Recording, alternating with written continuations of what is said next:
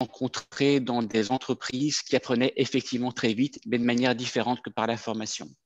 Ça a vraiment été ça qui a été notre point de départ. Et juste effectivement pour illustrer la démarche, c'est un travail que nous avons fait en trio. Une chercheuse, Julie Bastianuti, qui est passionnante dans ses transformations, dans ses recherches sur la transformation, sur comment le développement durable et comment la stratégie des entreprises se transforme avec l'impact de transformation managériale. Un collègue coach et passionné pour l'innovation managériale, et de mon côté, donc avec dans mes marottes, la confiance dans l'entreprise et la manière dont la conduite du changement se passe.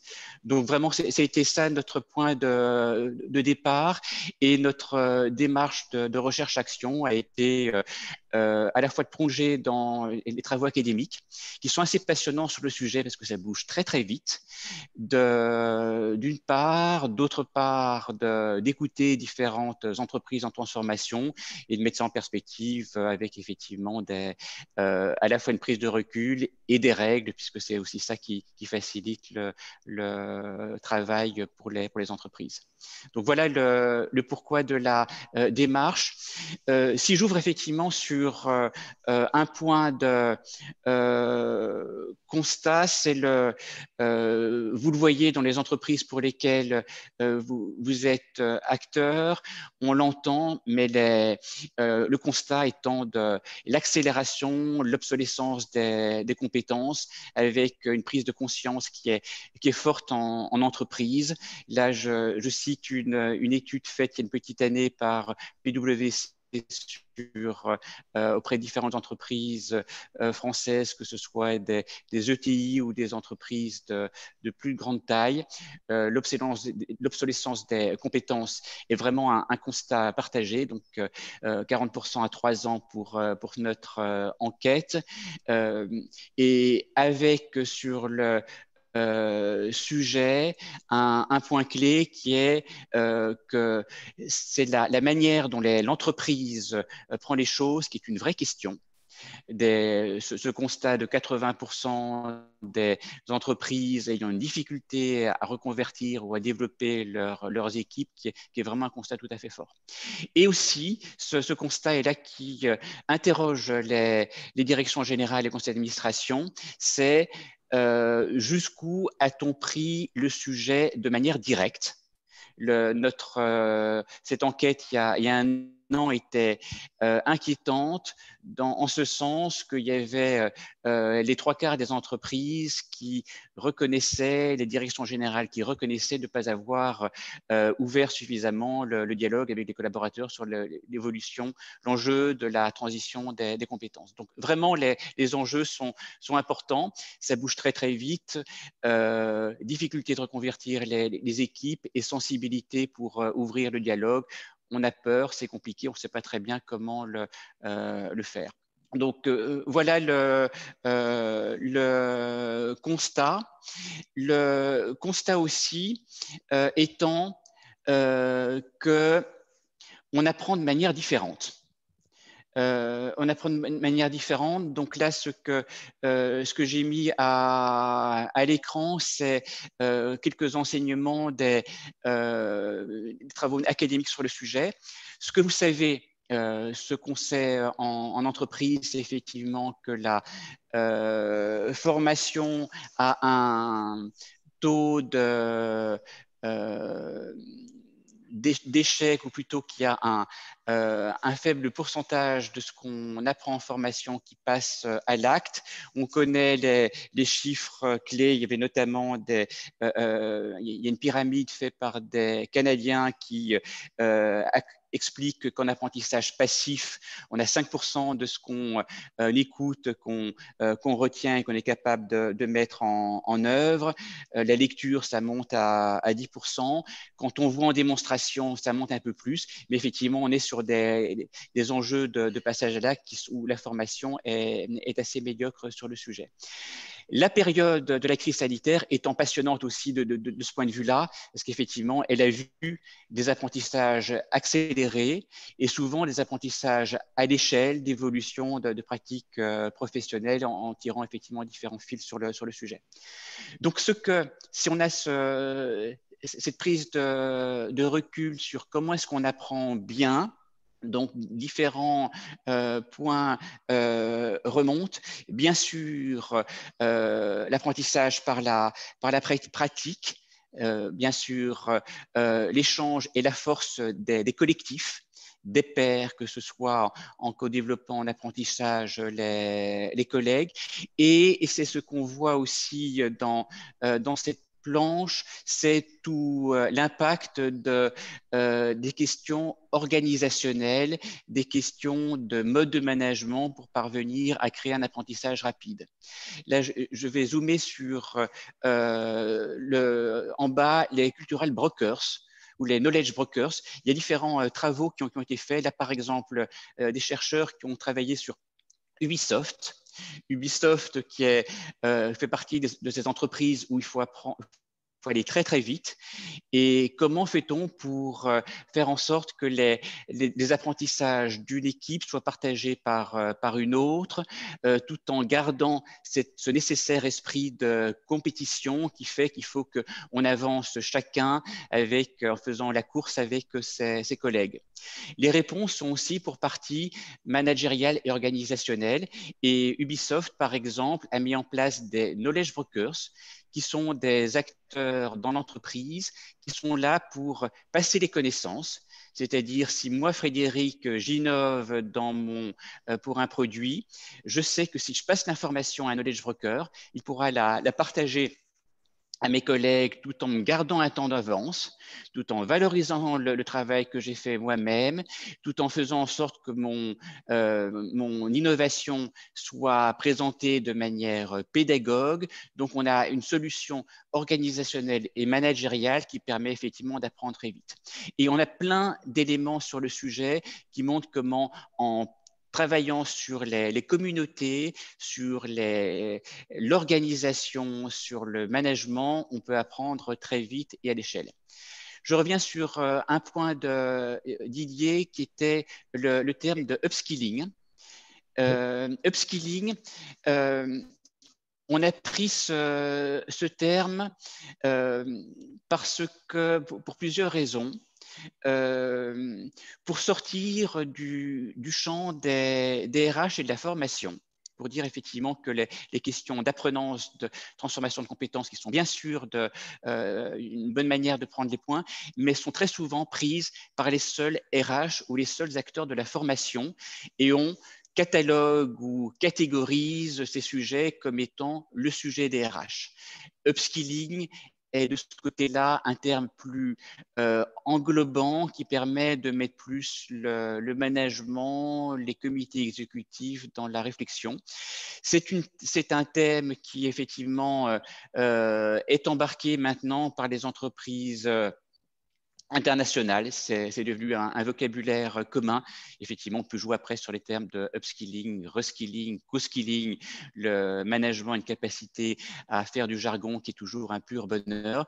Mais néanmoins, ça passe cette idée qu'on dépasse le seul sujet de la formation, c'est une question d'entreprise, de comité exécutif et de RH. Ce que vous voyez aussi sur cette planche, c'est effectivement toutes les pratiques pédagogiques. Donc là, j'ai fait une planche sur ce que les parents qui ont envoyé leurs enfants dans les écoles Montessori connaissent bien, qui sont toutes les pratiques d'apprentissage par l'échange, par le travail collectif, qui sont aussi quelque chose qu'on reprend dans les entreprises de différentes manières. Donc, le constat académique et qui bouge très vite de ce point de vue-là, c'est effectivement que, d'une part, il faut tirer différents fils sur la mise en pratique collective de la formation et d'autre part, il faut tirer des fils autour du management, des sciences collectives, du design organisationnel pour apprendre vite. Je vais peut-être, Didier, sauf si tu as des questions à ce stade, effectivement, zoomer sur ce qu'on a mis en évidence dans ces travaux, qui sont 10 règles. 10 règles, donc le plaisir des règles d'or, c'est effectivement que c'est simpliste, mais néanmoins que ça permet d'avancer sur différents points. Et en prenant du recul sur ces enseignements académiques d'actualité, sur différentes démarches d'entreprise, on a synthétisé ces éléments sur 10 règles, 6 qui sont sur les équipes, et 4 qui sont sur les entreprises. Donc, je vais les parcourir vite tout de suite, et puis je vous proposerai de zoomer sur certaines d'entre elles en se posant chaque fois la question de ça veut dire quoi dans le dialogue avec l'entreprise, quand on est administrateur, quels sont les sujets sur lesquels ça peut être intéressant de relancer, d'interroger, de challenger un conseil d'administration, une direction générale. Donc, 6 règles qui sont plutôt sur les équipes, avec l'idée ici étant que l'apprentissage rapide, l'apprentissage à l'échelle se fait beaucoup au niveau des équipes. L'apprentissage collectif est de ce côté-là absolument essentiel. Donc, dans ces 6 règles, une qui est comment faire vivre la très belle idée du collaborateur acteur de son parcours, qui est un point, je reviendrai tout de suite là-dessus, qui est une promesse des entreprises souvent non traduite dans les actes. Une sur comment donner envie de faire autrement. Ça, c'est la force des sciences cognitives et du nudge qui sont vraiment intéressantes pour permettre aussi à chacun de trouver le what's in it for me.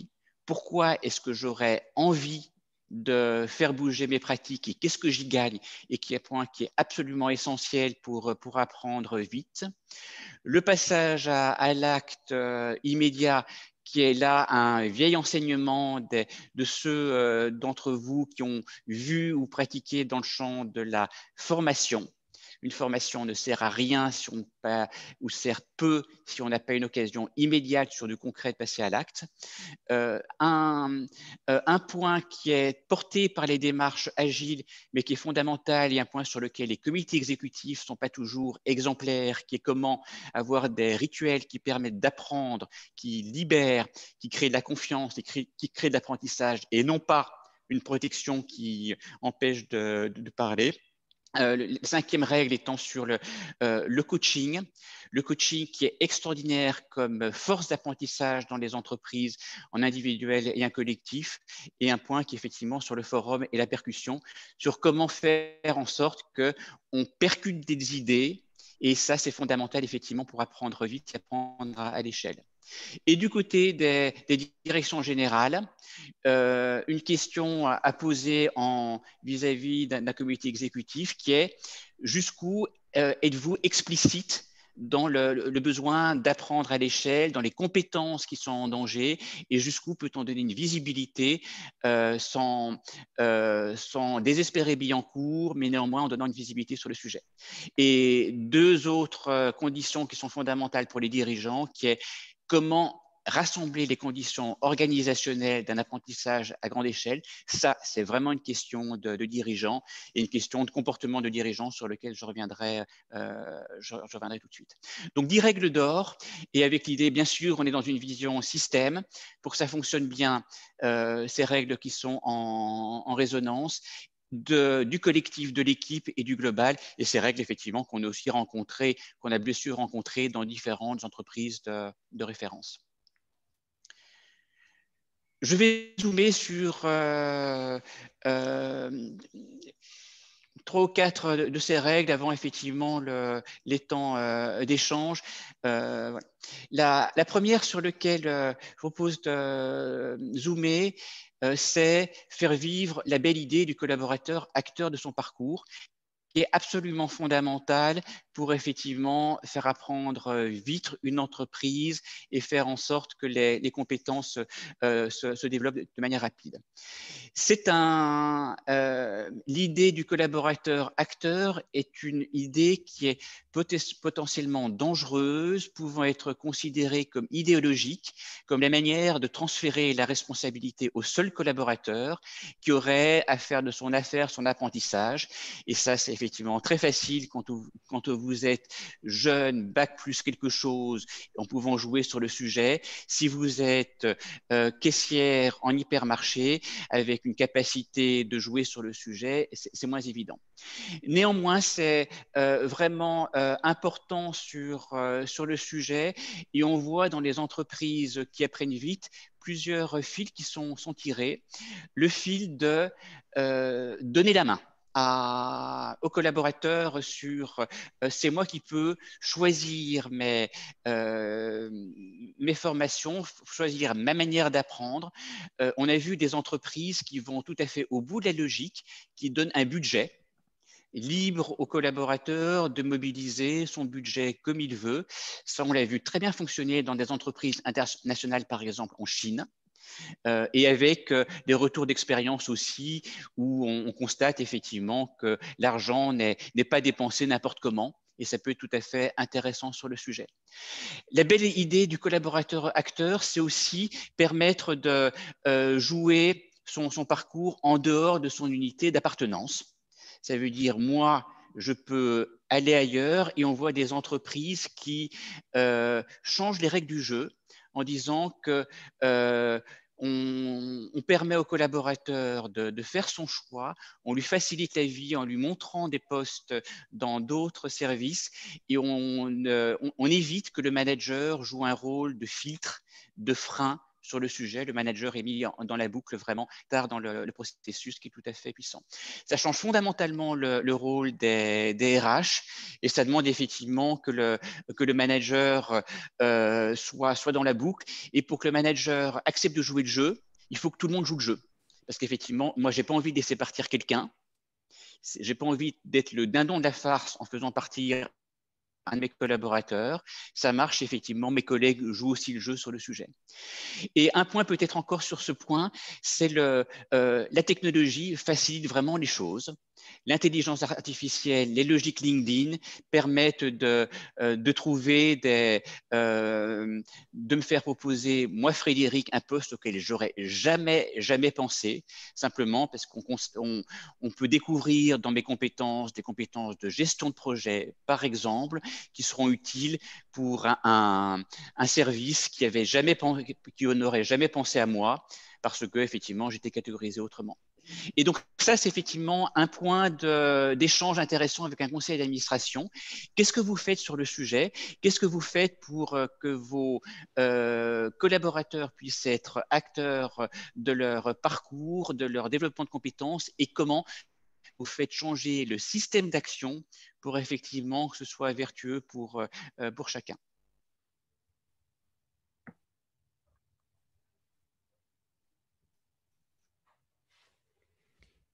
Allô?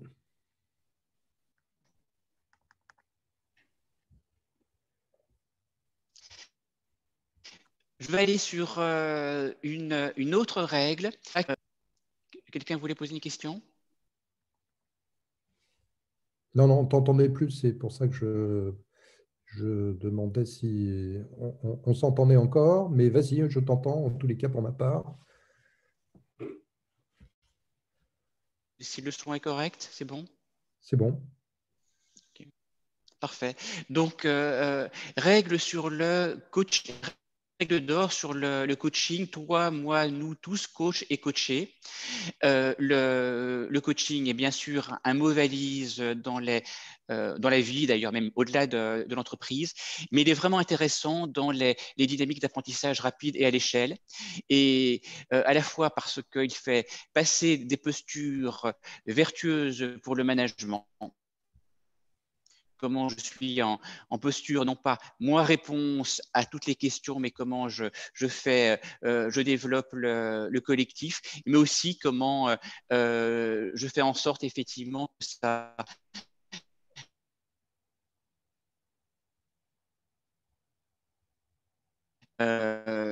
que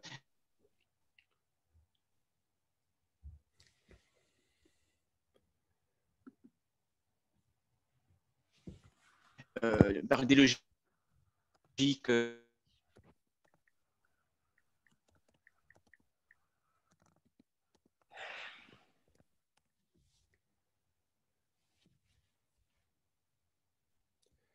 Oui, ça coupe un peu, Frédéric, j'ai l'impression, hein. Euh,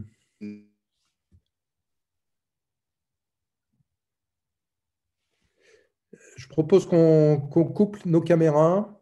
Je ne sais pas si ça sera efficace, mais essayons. donc je poursuis donc coaching vraiment essentiel sur le sujet et à challenger pour les équipes de direction.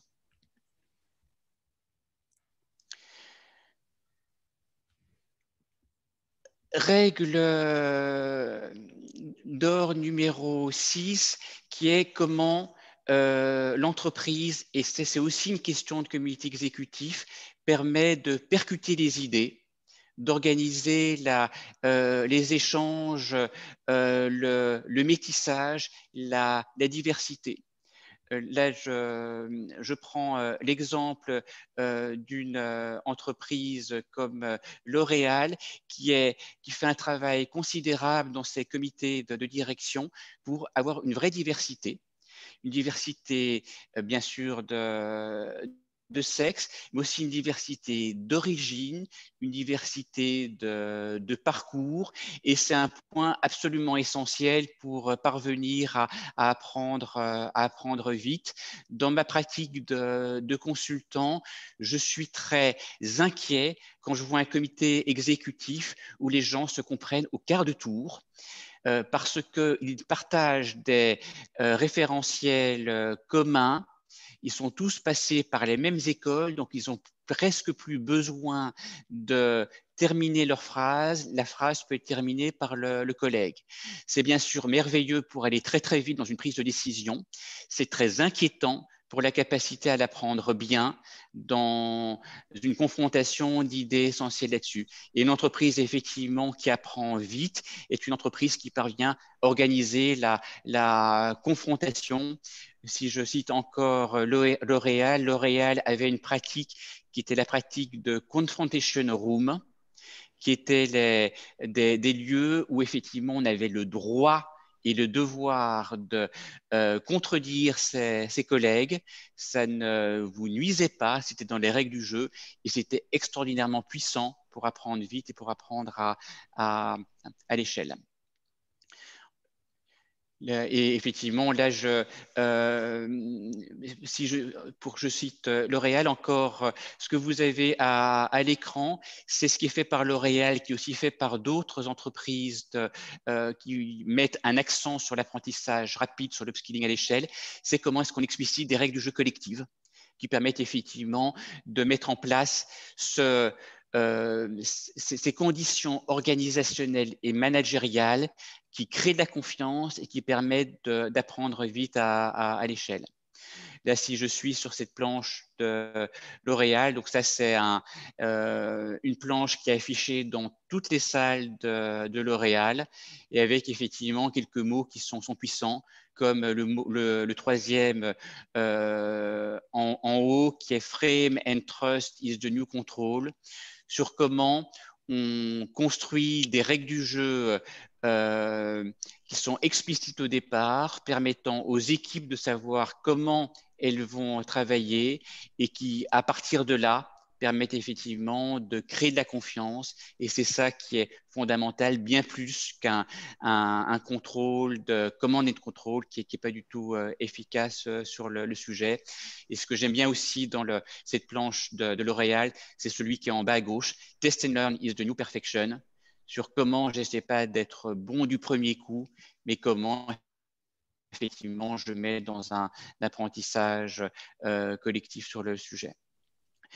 Je ne vais pas être beaucoup plus long pour avoir suffisamment de temps d'échange. Juste encore deux idées à passer pour un échange avec un comité de direction qui est le Case for Change.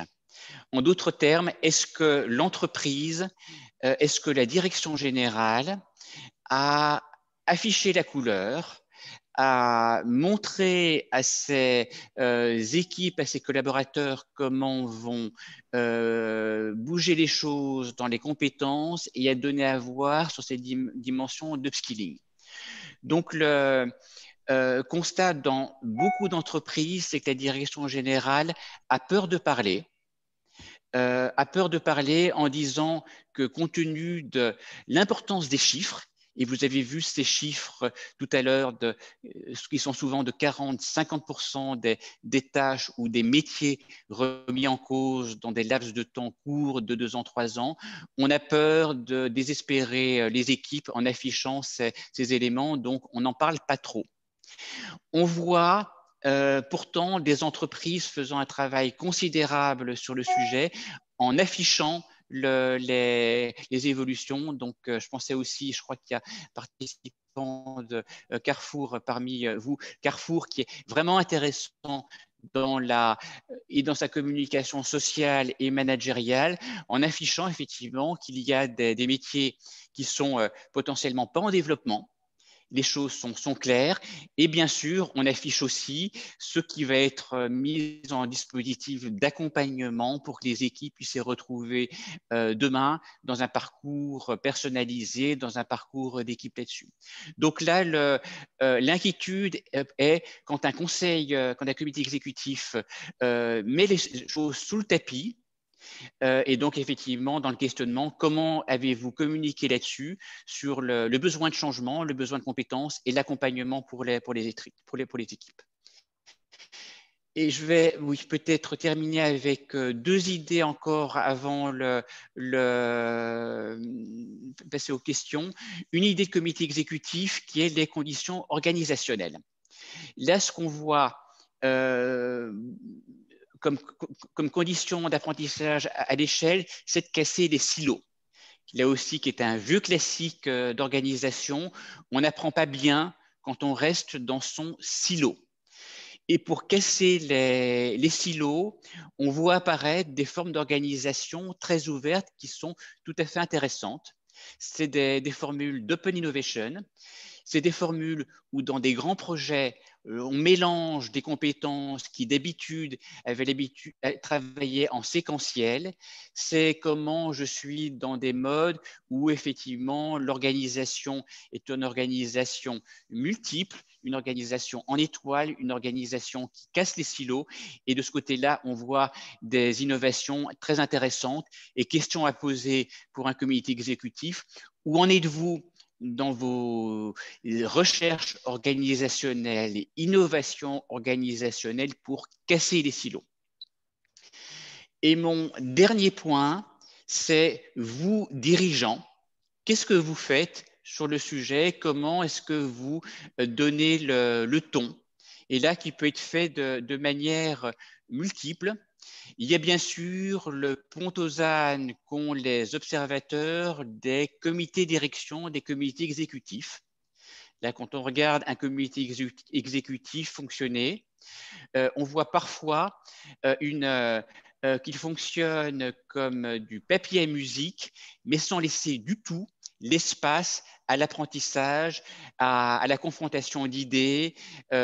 Chacun sait ce qu'il a à dire, mais sans du tout confronter les idées. Donc là, on n'apprend pas vite, on n'apprend pas à l'échelle.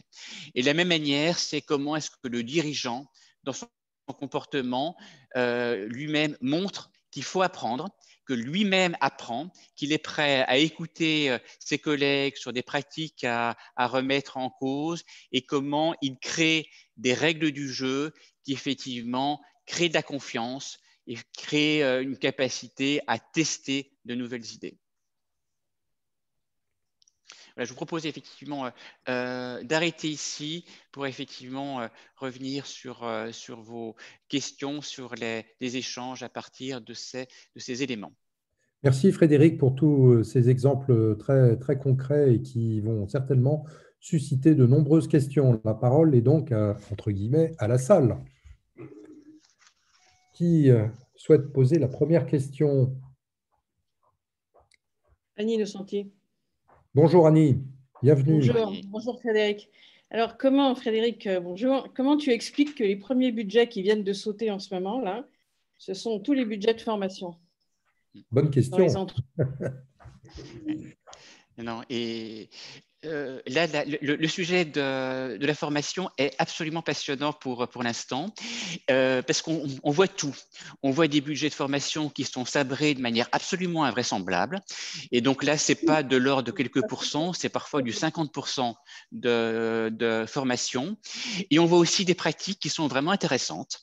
Là, juste pour en prendre une, dans les pratiques qui ont un impact, c'est quand on voit un sachant de son entreprise témoigner de ses pratiques. C'est comment un manager de qualité, un expert vient témoigner devant ses pairs de comment il fait.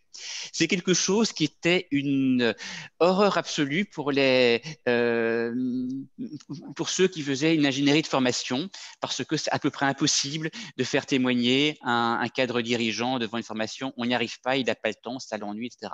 Et on a, dans les pratiques de la période actuelle, un retour de ces témoignages de très bon niveau avec des acteurs qui parviennent à témoigner. Donc ça, c'est budget de formation totalement supprimé par deux, mais des pratiques intéressantes comme celle-ci. Et une autre pratique intéressante, c'est qu'on voit réapparaître des métiers, notamment le métier de l'ingénierie et de la formation. Les experts en pédagogie trouvent que dans beaucoup de cas, les formations sont mal conçues, qu'on se contente de passer des slides, qu'il y a une pédagogie descendante sans avoir réfléchi là-dessus. La crise sanitaire ayant vraiment obligé à changer les choses, parce que là, on déconnecte quand on n'a pas une interaction toutes les 15 minutes, on va faire autre chose là-dessus. Et on le voit bien d'ailleurs pour les mondes qui n'ont pas fait ça, comme certains mondes universitaires où il y a trop d'étudiants pour parvenir à faire ça. Donc, le sujet est passionnant de ce point de vue-là. Et peut-être encore un point qui est la place que trouve.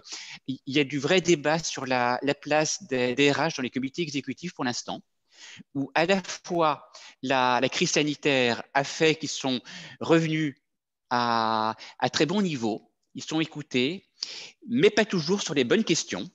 On a parfois des RH qui sont là pour s'occuper des masques et des protocoles, parfois des RH qui sont là pour parler des sujets qu'on a évoqués ici, qui sont vraiment essentiels pour montrer comment accélérer sur l'upskilling de l'entreprise. C'est vrai, Frédéric, qu'il y a une révolution dans le monde de la formation. Des offres de formation sont parfois devenues obsolètes au vu justement des transformations que tu soulignais, ce qui peut expliquer aussi que certaines directions de formation se reposent la question du type de formation qu'elles achètent. Mais il y a plus d'écran là, mais il y a aussi un paradoxe, c'est que les salariés maintenant ont le droit de choisir, sans que l'entreprise ait quoi que ce soit à dire, un montant de formation tous les ans, et donc de cumuler avec les DIF et le CPF. Donc la plupart des gens que je connaisse qui utilisent ces montants de formation, ils les utilisent justement pour apprendre la sophrologie, du coaching, enfin pas du tout des choses qui vont dans le sens forcément souhaité par l'entreprise. Donc c'est aussi un paradoxe. Bon. Alors, quand tu disais 50%, Frédéric, tout à l'heure, tu citais une grande entreprise, je travaille dans le luxe beaucoup, c'est 100% des budgets de formation, parce que ça ne semble pas du tout prioritaire pour le moment. Donc, c'est quand même un paradoxe et c'est une entreprise. Et quant à L'Oréal, bon, il y a les valeurs qui sont affichées, comme autrefois c'était les valeurs, maintenant c'est ça. Ça ne se passe pas vraiment comme ça, quand, y compris chez les cadres dirigeants, il y a un micromanagement en ce moment qui se développe de manière exponentielle. Voilà. Où on n'a plus beaucoup de liberté en étant cadre dirigeant. Je trouve que je coach pas mal de gens, donc je vois entre la réalité affichée et ce qui se passe vraiment, je trouve que le management ne fait pas de progrès en ce moment dans ces grands groupes. Voilà. Alors, Frédéric, peut-être en cette période très particulière que décrit parfaitement Annie, Comment arriver à mieux faire comprendre l'importance de la démarche que tu décris et que tu proposes? Et effectivement, pour être en résonance avec ce que disait Annie et cette question, c'est pas facile pour les dirigeants qui effectivement sont en perte de repères, et pour une partie importante d'entre eux ont ces réflexes de essayer d'une manière ou d'une autre de reprendre la main, et avec de ne pas perdre le contrôle, et avec des pratiques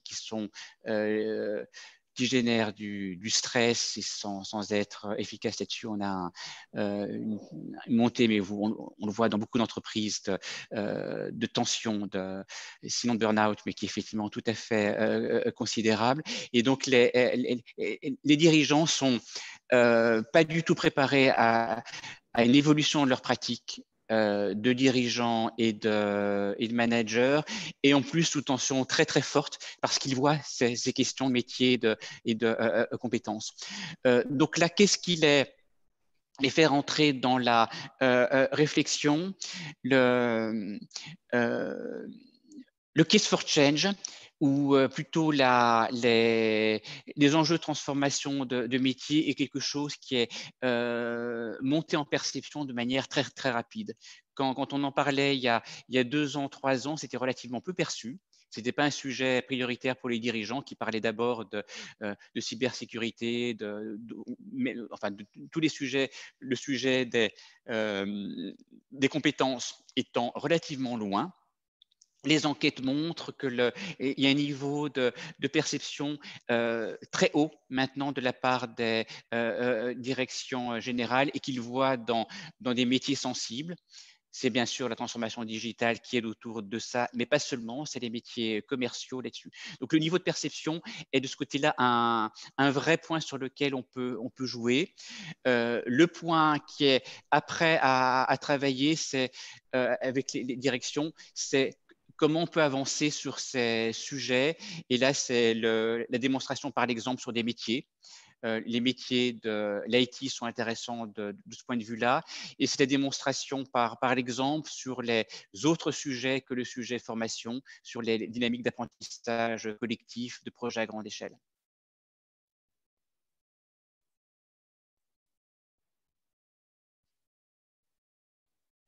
D'autres questions? Merci Frédéric pour cette réponse. Oui, bonjour, Antoine Carlier.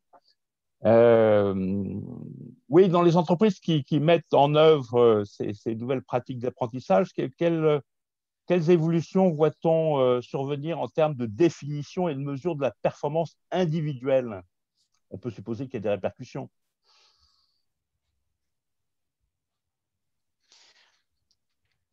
Je ne vois pas toujours d'un point de vue logique, bien sûr, vous avez raison, la connexion est forte. Ce qu'on voit comme tendance quand même sur le sujet, c'est plus d'insistance sur le rôle du management, sur comment il doit effectivement s'impliquer sur le développement de ses collaborateurs. Mais vous m'entendez en parler avec prudence, parce que c'est pas neuf comme idée. Les managers sont déjà censés faire ça. C'est dans les protocoles d'évaluation, de fixation d'objectifs où ils devraient travailler autour de ça. Ils sont censés être déjà évalués autour de ça, mais objectivement, c'est son niveau de priorité numéro 2 ou numéro 3 sur le sujet. Je vois relativement peu d'entreprises où c'est top dans la vraie vie sur la manière dont on est évalué. Néanmoins, il y a une insistance mise pour les RH là-dessus.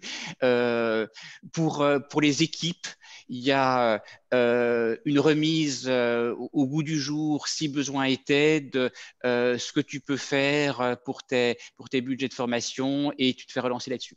Mais je suis si je suis objectif sur ces sujets, il y a loin de la coupe aux lèvres.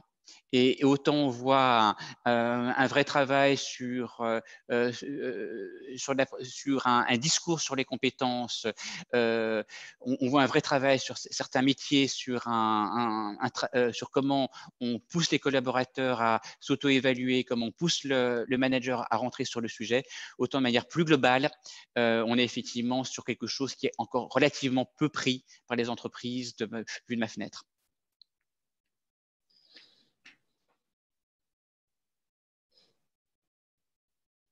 Oui, Annie? Oui, oui. Quand on est en train de parler du discours sur les compétences, il faut aussi reconnaître que les compétences qui étaient clés hier deviennent maintenant, je dirais pas obsolètes, mais presque, parce que quand on regarde quelles vont être les compétences de demain, c'est pas forcément facile à développer en entreprise. Quand on dit que les dirigeants de demain, enfin les cadres de demain, et je parlerai avant de ceux qui sont justement encore en bas de l'échelle, dirions-nous, devront avoir l'esprit critique, la curiosité, la capacité à se remettre en question, jouer le paradoxe et tout, c'est pas évident à enseigner. Donc, comment va-t-on faire pour transférer ce genre de compétences? Parce que est-ce que ça s'acquiert ou est-ce que c'est un talent inné de la personne? Et par ailleurs, il y a un autre truc qui est quand même assez inquiétant et sur lequel un certain nombre de personnes s'interrogent, c'est qu'on va avoir dans les entreprises, donc à niveau, sur les chaînes de production, une robotisation énorme.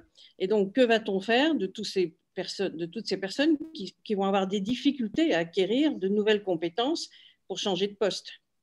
Et là, ça va être, parce que tu parlais tout à l'heure du luxe, mais dans le luxe, en ce moment, ils sont tous en train de passer d'une conception du luxe dans les grandes boutiques faites par des architectes internationaux et tout, et ils se rendent compte que ce qui marche en ce moment, c'est le digital. Donc, c'est un changement de cap, c'est vraiment un changement de type 2, hein, c'est pas toujours plus de la même chose.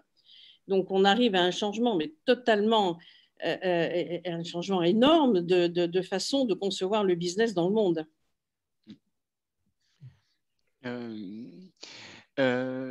Et avec effectivement plusieurs cas de figure, des cas de figure où on voit à peu près ce qui va se passer sur les métiers. Donc là, il y a les métiers qui sont effectivement en décrue. On voit, donc là, on sait le cas échéant, qu'est-ce qu'il y a comme faisceau de compétences pouvant être mobilisés à partir de ces métiers pour faire un autre métier. Donc ça, c'est un premier cas de figure où on a une certaine visibilité. On a aussi des cas de figure où on ne voit absolument rien. Où effectivement, on sait que les métiers vont être en transformation rapide, mais bien malin qui pourrait voir là-dessus. Donc, on a des situations intermédiaires où on peut quand même avoir des idées sur un certain nombre de compétences sur lesquelles on pourra travailler, permettant d'être en développement. Mais effectivement, on est dans une période qui est de ce côté-là de transformation absolument accélérée. Le point quand même, c'est qu'on a là aussi, c'est entre les métiers remis en cause et les métiers recomposés avec des tâches qui disparaissent et d'autres qui apparaissent. Là, effectivement, il y a aussi un point qui est vraiment intéressant à tirer, pour le dire autrement. On a effectivement plein de métiers où des tâches vont disparaître, d'autres réapparaîtront probablement, ce qui effectivement permet de jouer un apprentissage avec les équipes qui est possible. Mais on comprend bien effectivement l'angoisse des directions générales, parce qu'il y a de quoi se faire très peur. Quand on prend les chiffres clés donnés par les cabinets de stratégie, on est souvent sur du 30%, 40% de transformation forte ou suppression de métier dans des échelles de temps de 3-4 ans. Quand on zoome, quand même, on se rend compte que c'est pas le métier dans sa globalité qui va disparaître, mais des tâches qui vont être transformées. Et donc, effectivement, avec un point majeur pour les entreprises, c'est l'impact social, ça va de soi et c'est essentiel, mais aussi l'impact d'une capacité à faire face aux enjeux business qui demandent de prendre les choses de manière tout à fait directe. Et une des difficultés des directions générales, c'est que derrière ces sujets-là, il y a très vite une idée de grande complexité. Par les compétences, ça semble compliqué. En fait, ça n'est pas forcément. Donc, quand on vient effectivement, quand on regarde, quand on parle des métiers de manière concrète, là, effectivement, ça ne l'est pas forcément. Et à propos des compétences, Frédéric, certaines entreprises ont réalisé des référentiels, élaboré des référentiels de compétences. Est-ce qu'on est toujours en mesure aujourd'hui de les mettre à jour continuellement au vu des rythmes de changement? Si je vais vite, les référentiels sont une approche qui devient moins pertinente dans une partie importante d'entreprise où ça va trop vite. Le, et on passe à des logiques de type LinkedIn. En d'autres termes, ou comment, avec l'intelligence artificielle, avec une capacité à donner un peu plus la main aux collaborateurs et à vraiment changer le rôle des RH, je suis dans une dynamique très, très, très active. En d'autres termes, j'ai plus besoin, moi, Frédéric, de passer par un référentiel pour que je puisse voir et on puisse me proposer une évolution possible ailleurs dans l'entreprise sans avoir besoin de ce truchement du référentiel. Donc l'aspect intelligence artificielle, l'aspect dynamique de matching devient très très intéressant. Les référentiels font sens.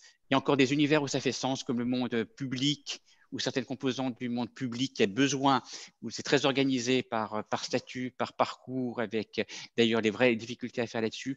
Mais effectivement, le référentiel, je vois des grandes entreprises qui tout simplement les jettent à la poubelle. Mmh. Mmh.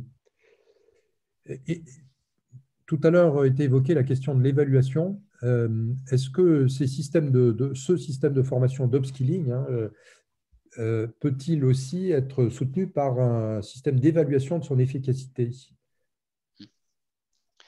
Oui, donc là, c'est un des plaisirs des gens de méthode pour l'instant, qui effectivement comment rentrer plus dans une évaluation de l'impact. Voilà, qui est un sujet qui a toujours passionné les pédagogues et donc là qui dépasse aussi la formation en entreprise. Mais on a maintenant effectivement des possibilités à évaluer l'impact qui sont multiples, qui sont du retour d'évaluation de mise en œuvre, des possibilités d'analyse de l'impact des pratiques vues par le management, vues par les professionnels, des pratiques qui peuvent être identifiées en tant que telles et qu'on pourra évaluer, et bien sûr une écoute des équipes qui est faite de manière plus importante. Et ça, d'ailleurs, c'est un des points sur lequel les services formation sont challengés de manière très, très directe, qui est effectivement comment pouvez-vous montrer l'impact de ce que vous avez fait. Et là aussi, il y a une maturité organisationnelle qui est vraiment intéressante sur le sujet. Donc, on peut évaluer bien mieux qu'il y a effectivement 3 ans, 5 ans, et il y a une ouverture des esprits très forte sur le sujet. Est-ce qu'on va vers une forme de sorte de 360 permanent à la mode LinkedIn? On va vers, pour partie effectivement, des systèmes d'évaluation permanente. Et j'étais avec l'impact de la crise sanitaire qui est vraiment intéressant de ce point de vue-là. J'étais avec une entreprise qui est en full télétravail depuis le mois de mars. Et qui m'expliquaient qu'ils ont une connaissance des attentes, des préoccupations, des apprentissages de leurs collaborateurs bien meilleure maintenant, et ils sont en full télétravail qu'avant, simplement parce qu'ils ont été obligés de mettre en place toute une série de pratiques, d'outils, d'écoute, d'évaluation qualitatifs et quantitatifs, où avant ils se contentaient de quelque chose d'informel qui n'était pas très efficace. Et donc effectivement, on rentre dans des logiques de 360 qui peuvent être très intéressantes. Très bien. Bonjour, Michel Guillet. Tous les enjeux que vous avez expliqués concernent toutes les entreprises, bien évidemment. Par contre, tous les moyens que vous nous avez indiqués ne sont pas forcément à la taille, à la disposition de toutes les entreprises en fonction de leur taille. C'est plutôt des dispositifs type grand groupe. Pour autant, les PME ont les mêmes enjeux, mais pas forcément les mêmes moyens pour traiter ce problème. votre remarque est très importante. Oui, donc il y a les investissements, les mobilisations de l'intelligence artificielle et ce genre de sujets. Ça, c'est la force des grands groupes. Et là, il y a une puissance du gros qui est extraordinaire pour l'instant. Les enjeux sont fondamentaux, sont les mêmes pour les ETI. Mais les moyens que peuvent mobiliser les ETI, il y en a quand même une série qui sont pertinents. Quand même, qui est la vision que peut avoir le dirigeant sur les métiers, le fait de mettre le sujet en échange avec son management, avec les partenaires sociaux. Ça, c'est possible et c'est parfois plus facile en ETI qu'en grande entreprise. Ce qui est possible aussi, c'est les dynamiques d'apprentissage collectif. Comment effectivement on se confronte dans un comité de direction, comment on met en place des dynamiques d'apprentissage des équipes avec une capacité à tester des pratiques. Ça, c'est vraiment aussi possible en ETI. La dimension managériale et organisationnelle de l'apprentissage rapide est vraiment à la main des ETI. Ils peuvent jouer de manière importante sur le sujet. Voilà. Ce qui est plus compliqué, c'est effectivement tout ce qui est innovation d'intelligence artificielle, de mobilisation de parcours multiples, etc. Là, oui, effectivement, c'est plus compliqué. En revanche, le sujet de mettre la question sur la table, de confronter les idées et de jouer sur la dynamique managériale, oui.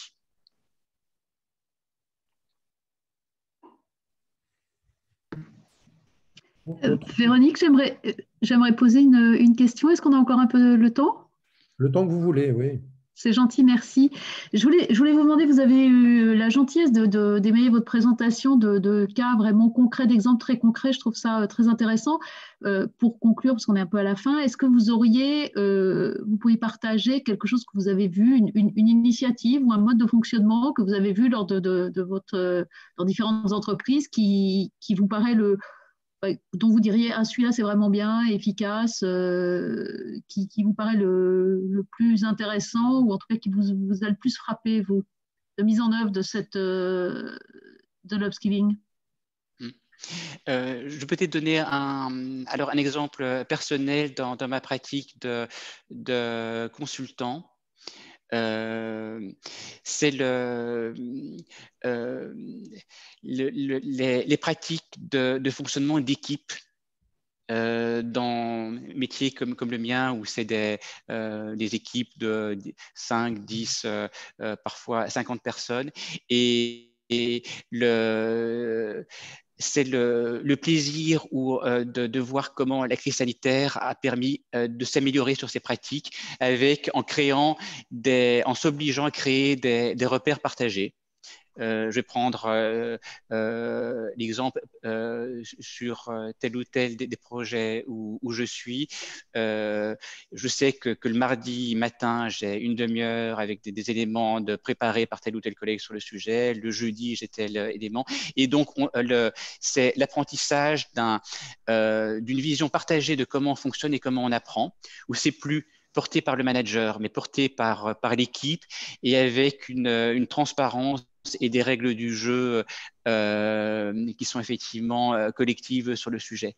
Et à titre personnel, c'est un bonheur parce que ça m'évite d'être au centre du dispositif sur différents points et ça donne des repères aux équipes pour effectivement voir comment on fonctionne ensemble et chacun avoir un rôle. Donc, je suis frappé, donc c'était pour ce partage personnel, par la force de ces rituels d'équipe, de ce fonctionnement d'équipe qui peut vraiment être tout à fait puissant. Et là, je le vois dans ma pratique personnelle, mais bien sûr, je le vois dans différentes entreprises. À l'inverse, quand on n'a pas ça, mon Dieu, quelle souffrance, parce qu'effectivement, on revient à des pratiques telles que évoquait Annie tout à l'heure, de micromanagement au mauvais sens du terme et de surflicage là-dessus. Donc ça, c'est vraiment quelque chose que je trouve intéressant dans ces repères partagés. Merci beaucoup. C'est quelque chose de simple à mettre en œuvre et donc vous dites c'est efficace. Merci pour cet exemple. Merci Véronique pour votre question. Si je peux dire quelque chose à Véronique, ce qui est intéressant et qui ne coûte pas très cher dans les entreprises, finalement, c'est de mettre en place des pratiques de co-développement. Parce que le co-développement peut être un outil très simple. Alors, on peut évidemment le complexifier en disant qu'on fait du co-développement systémique, ce qui veut dire qu'on se forme à Palo Alto, etc. mais les groupes de co-développement tels qu'ils étaient conçus à l'origine au Canada, et j'en faisais partie parce que j'ai travaillé dans un grand cabinet de stratégie canadien, c'était l'enfance de l'art quelque part, et ça marche très bien. Alors, je vous conseille de regarder c'est intéressant, ouais, j'ai pu expérimenter cette force-là. Si ça vous intéresse, vous avez mes coordonnées, je vous dirai comment faire, mais ça peut être très simple parce qu'on est en train, alors évidemment, tout le monde se met à faire du co-développement parce que c'est un nouveau business, mais ça peut être très facilement mis en place dans l'entreprise avec peu de connaissances au démarrage. C'est-à-dire ce que disait tout à l'heure Frédéric, ce que je retiens d'ailleurs comme largement capital, c'est faire vibrer la belle idée du collaborateur d'être acteur de son parcours.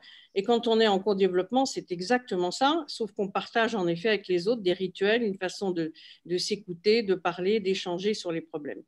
Voilà, donc un outil tout simple qui coûte beaucoup moins cher que le coaching, où on le vend généralement beaucoup plus cher, le co-développement. Frédéric, je ne sais pas si tu partages. Merci beaucoup. Je pense qu'on complexifie beaucoup le co-développement parce que ça devient, tout le monde se met à faire des écoles de co-développement, de coaching, mais le co-développement, les principes sont tellement, si ça vous intéresse, vous prenez mon mail et je vous enverrai, c'est tellement simple, tellement simple, tellement productif. Ben, je ne sais pas si on a le droit de donner son mail, monsieur l'administrateur, mais je vous envoie la méthode la plus simple là-dessus. Chacun en fera ce qu'il souhaitera, ça n'engage personne. Parce que c'est vraiment l'enfance de l'art. Je trouve les Canadiens sont très pragmatiques là-dessus. Hein. Comment partager de la belle pratique là entre nous, là simplement. Hein. Avec l'accent, oui. Sachant que ces pratiques-là aussi existent dans le domaine industriel depuis plusieurs dizaines d'années, au travers du Lean en particulier, l'amélioration continue sur le terrain, à l'atelier, en stand-up meeting entre acteurs d'une chaîne, par exemple. C'est des pratiques très, très simples.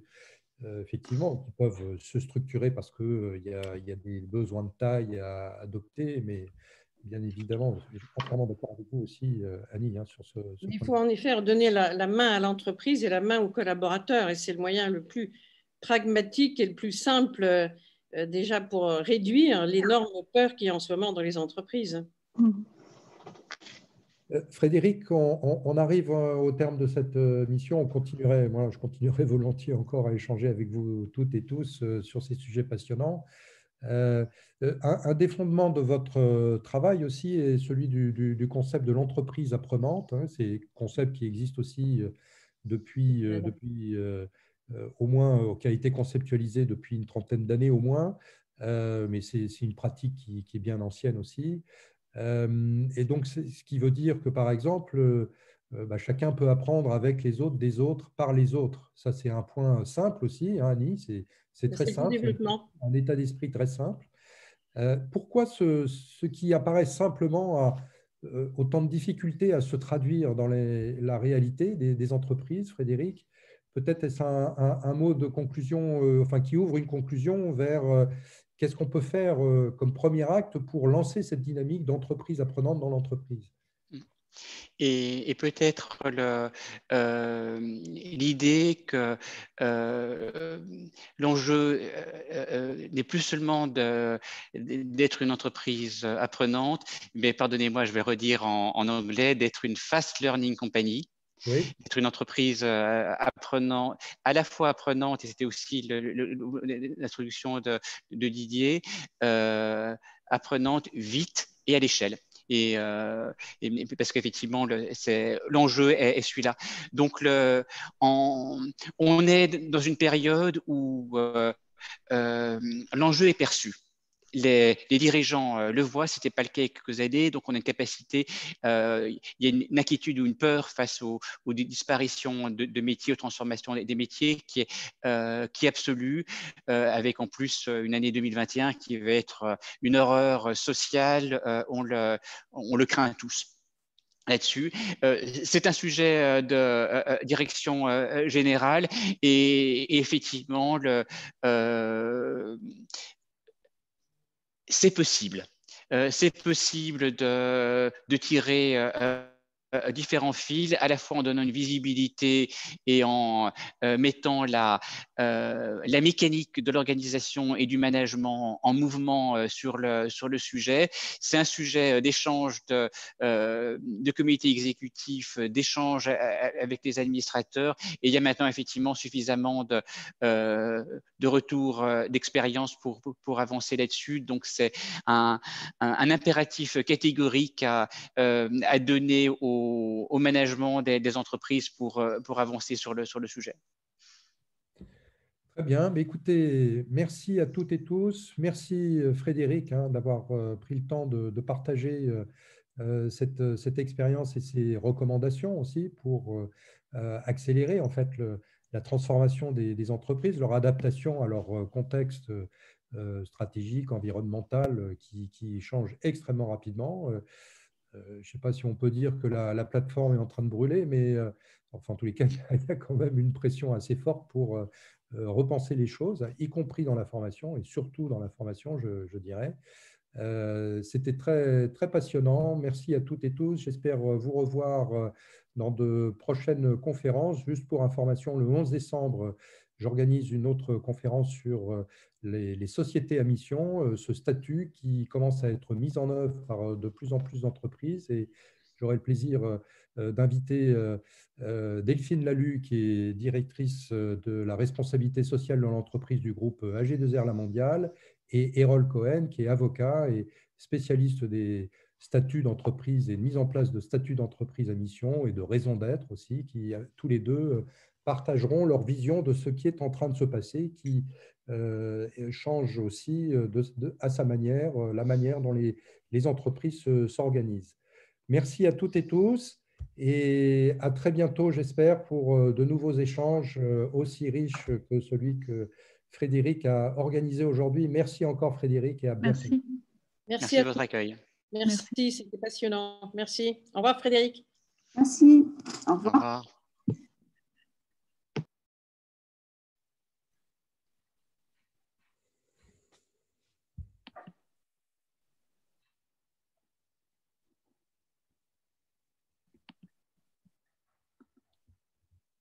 Comment on fait pour quitter là?